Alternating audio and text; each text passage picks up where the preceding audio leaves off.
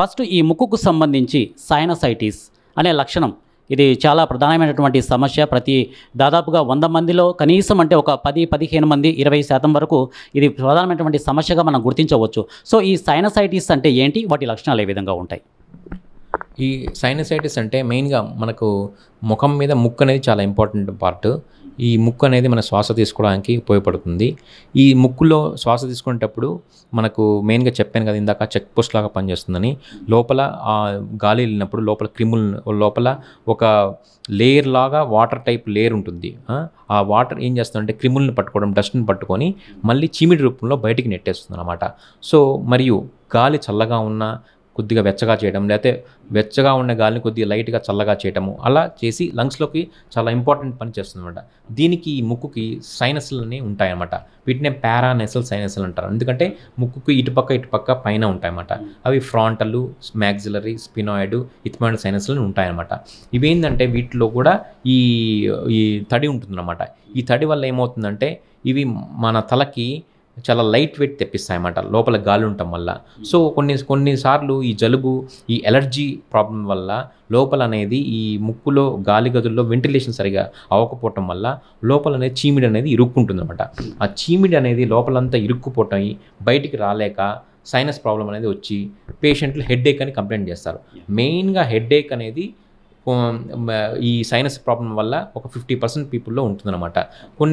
కొన్ని హెడ్ఏక్లు మాత్రం మైగ్రేన్ వల్ల అది మనం నరాల డాక్టర్ వరకు పంపిస్తామన్నమాట. సైనస్ వరకు అయితే మనము హెడ్ఏక్ వచ్చినప్పుడు ఈఎన్టీ డాక్టర్ కానీ చూసినట్టయితే వాళ్ళు ఎక్స్రే సైనస్లు కానీ ముక్కులో ఎండోస్కోపీ చేసి వ్యాధి నిర్ధారిస్తారనమాట.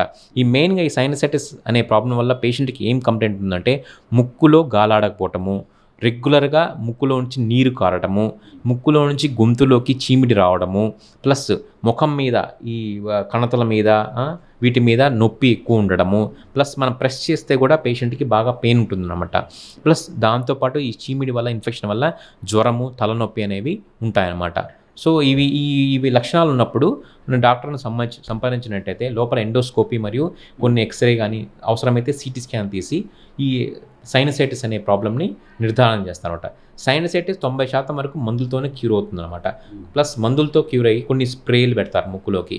సో అప్పటికి తగ్గకపోతే మళ్ళీ ఒకసారి ఎక్స్రేలు ఎండోస్కోపీ చేసి తగ్గకపోతే ఆ సైనస్లో ఉన్న చీమిడి తీయడానికి మనము ఎండోస్కోపిక్ సైనస్ సర్జరీ అనేది చేస్తామన్నమాట.